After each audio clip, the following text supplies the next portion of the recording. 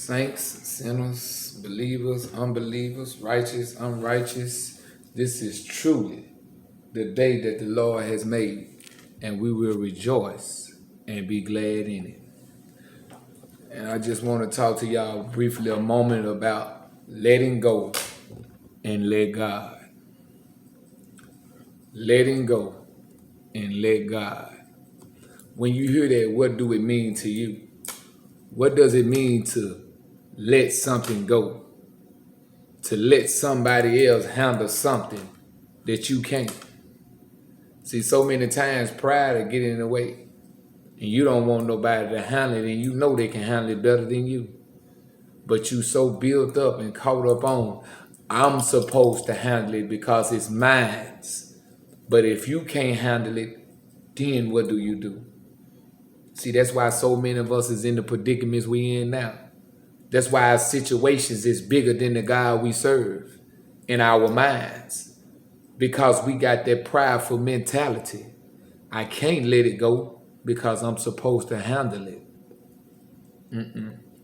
Let me show you somebody that can handle anything way better than you ever could imagine that it could be handled. So as we go through this journey, I want you to rest your mind and I want you to pay attention, not to me, but to what God got to tell you. And we're going to be coming out of Matthew chapter 11, starting with verse 28 through 30. Rest your mind.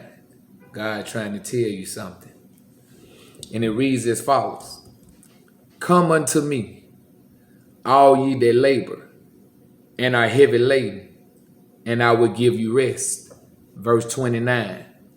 Take my yoke upon you and learn of me. In other words, learn from me. For I am meek, gentle and humble, and lowly in heart. And ye shall find rest unto your souls. For my yoke is easy and my burden is light. I'm going to read verse 30 again for you. Listen. For my yoke is easy and my burden is light. See, your burden is heavier than the burden that Jesus is trying to give to you. And the reason why your burden is so light because you're trying to tote it all by yourself. You can't. Because if you could, you wouldn't be going through what you're going through now. You'll have it all figured out. Your life would be perfect. There wouldn't be no problems in your life. There wouldn't be no reason to say, my God, my God. Everything would be exactly how you want it to be if you could handle your own burden. If your burden was so light where you didn't need God, then why are you burdened down? Why are you hard pressed? Why? Because it's heavier than you want to admit to. But it don't have to be. You making it like that. Here we find Jesus giving an open invitation to anyone, not just me, not just you, to anyone who's tired or grown weary of the labor wherein you have been laden with.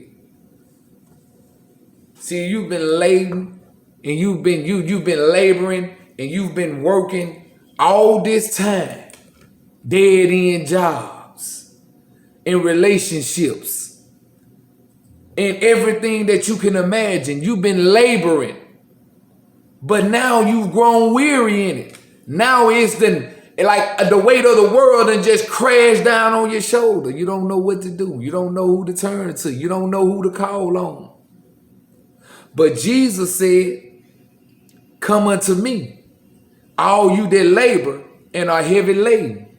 And he said, I will give you rest. See, you ain't got rest because you ain't let go yet. You still holding on. You still trying to do it your way when all you got to do is just let it go. God said, I want it. Jesus said, give it to me. He said, when you give it to me, then you can get rest. You remember those days you may have a long day at work. 14, 15, 16 hours. You come in the house, you don't want to be bothered with nobody. No kids, no dog, no cat, no roaches, no rats, no nothing. You just want to take a bath and go to bed. Sometimes you don't even want to get in the tub. You just want to go to sleep. You just want some rest. Why? Because you labored 16 hours and you tired. You don't want to be bothered. But see, Jesus is talking about a different labor here. He's talking about a different rest here. See, he's not talking about that same rest. He's talking about a rest that lasts eternally. He's talking about a rest that's far greater than any rest that you can ever get on your best night of rest, on your best day of rest. That rest don't even compare to this rest that Jesus is trying to give you. My God, somebody just missed it. See, this is a rest where you don't have to wake up and think about this and think about that. No, this is a rest where every day you at peace.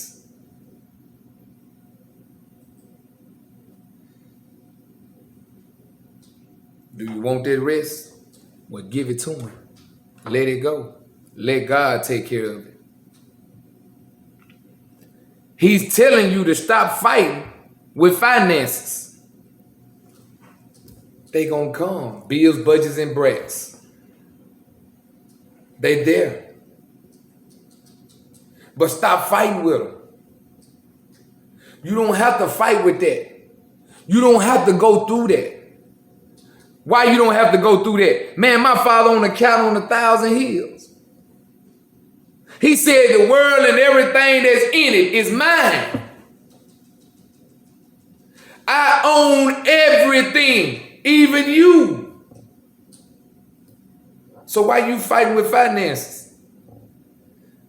He said, I'll make your cup run over. He said the blessings will chase you down and take you over.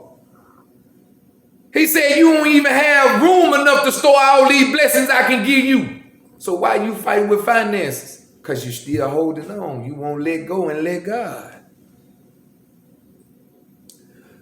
He said stop fighting with marriage and parenthood.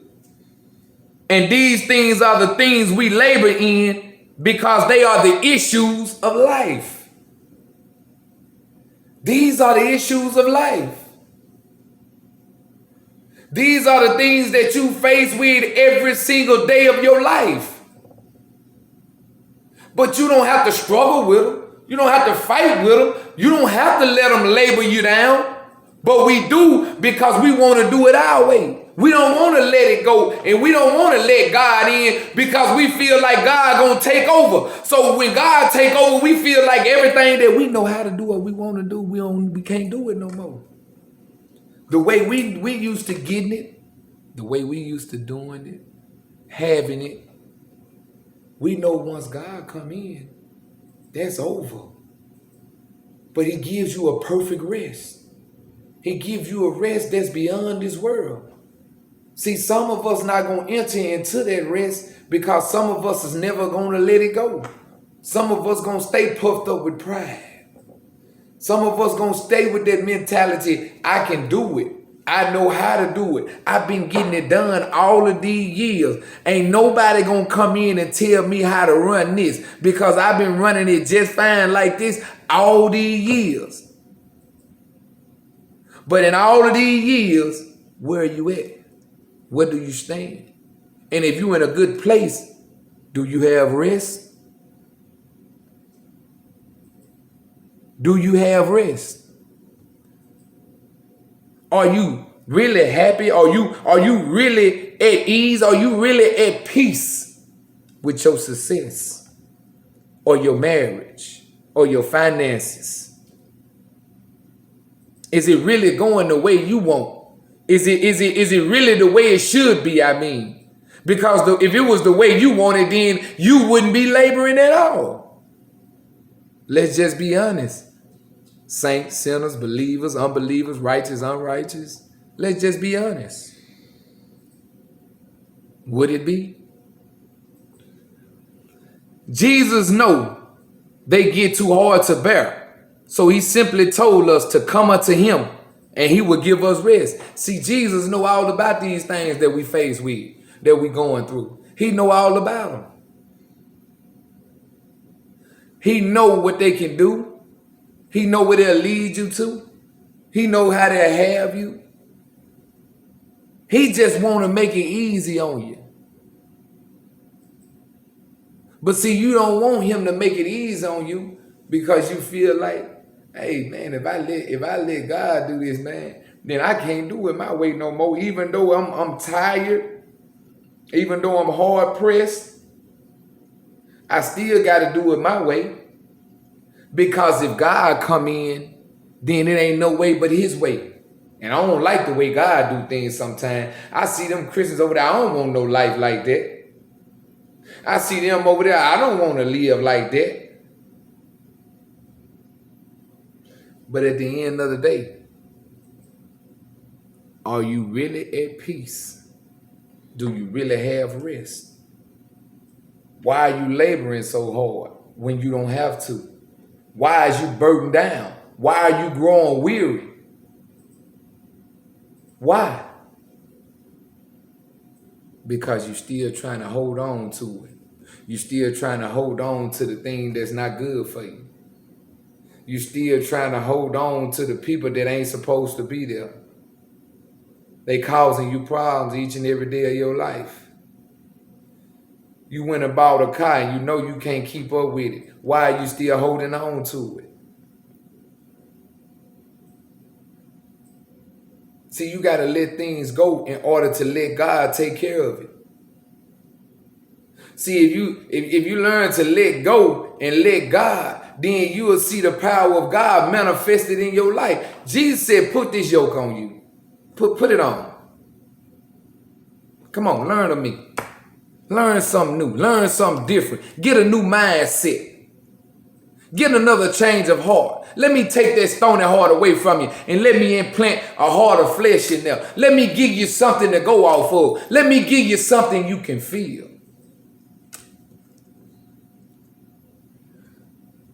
It says, so let go of the worldly things. Let go of the problems in life. Let go of the pride, and I'm a man. I can do it on my own mentality. Let that go. Everybody know you a man. So who is you trying to prove that mentality to? Huh? Just let it go. What is you steady trying to fight it for? What is you steady trying to hold on to it for? If it ain't right for you, then it ain't gonna end in right. If it ain't good for you, then what else can come out of it? You've been working a job that you've been on for the last 15 years, and where have it gotten you? Nothing but working hard, a lot of problems. You'd have been fired from it 3 times. They'll let you back. What do you want from it? Why are you still holding on to it? Let it go. Let God give you what he got for you. He may not want you there, but you want to stay there. I don't know if it's something that you're going to miss or something, or you feel like you can't find nothing better. No, let it go. Let God give you the best. And let God work with your finances, because he own a cattle on 1,000 hills. Let God reconcile your marriage, because he put it together. Let God teach you to be a father, because he's the father to the fatherless. Can anybody tell me what a yoke is? Tell me what a yoke is? Glad you asked. A yoke is a crossbar that encircles the neck of a pair of drafted animals. So when Jesus is telling us in verse 29 is to be yoked together with him, meaning to fit in, join to, stick your neck in his yoke so he can help you. See, a yoke is something that they used to, and when they used to plow the fields, they put around 2 sets of oxen or 3 sets of oxen. How many oxen they put together, but they put it on their yoke so neither one won't have more work on them than the other one. They all share the same work, but it makes it easier for them because they're plowing together and they're getting to know each other while they are plowing. They're spending time with each other. They're around each other every day. They're communicating with each other. So they know a lot about each other. So they know how to work together.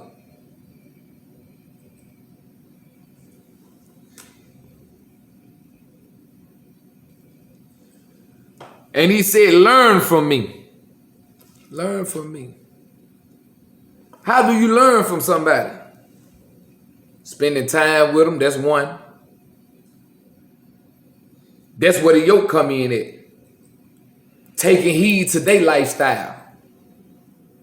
Don't you want to know about the lifestyle that Jesus lived? It's the best. It's the best. What other lifestyle is it?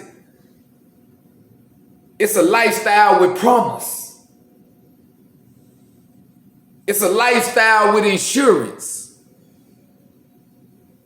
It's a lifestyle full of grace and mercy. It's a lifestyle full of rest. It's a lifestyle where when you can no longer walk, he can pick you up and he can walk with you. Like the footprints in the sand. It's an old story, but it's still staying true right today. He's still carrying a lot of us.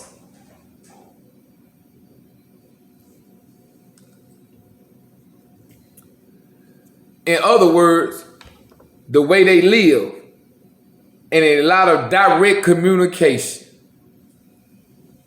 See, Jesus really trying to tell you, come on, let's get to know each other. I know all about you, but I want you to tell me about you. I want to hear about all your problems. I want to hear about all the pain that you're feeling, because I witnessed the same pain, but I want to hear it from you. I want you to talk to me. I want you to spend some time with me. I want you to get to know me, because once you get to know me, it makes life a lot easier to live. You can bear more. You can take more. See, I want you to tell me all about you. I want you to let me know everything about you. I want you to tell it to me. I want you to talk to me. I want to be there when you wake up. I want to be there when you're moving through your day. I want to be there when you lay down at night. Because I want to know all about you. And I want you to know all about me. See, I want to form a personal one-on-one thing with you. But see, I can't do that because it's some things you won't let go of. It's some things you still holding on to. I know what they are, but are you willing and ready to let them go?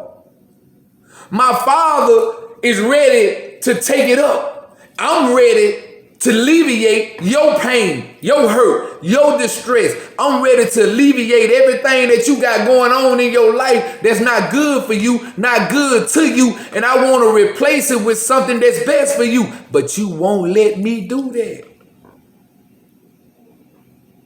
You won't take my yoke.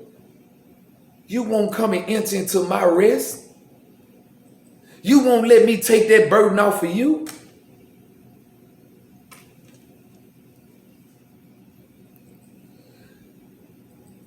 Meaning, a one-on-one personal relationship. He said, for I am meek and lowly in heart. I'm real humble. I got the spirit in the heart of a child. See, but you don't seem to understand what I'm trying to tell you. Because you too caught up. You too wrapped up. See, I'm trying to give you something that's going to better your future. I'm trying to give you something that's going to better your relationship. I'm trying to give you something that's going to better your finances. I'm trying to give you something that's going to alleviate your pain. I'm trying to give you something that's going to get in there and dwindle your hurt. I'm trying to give you something that's going to give you rest. And that's me.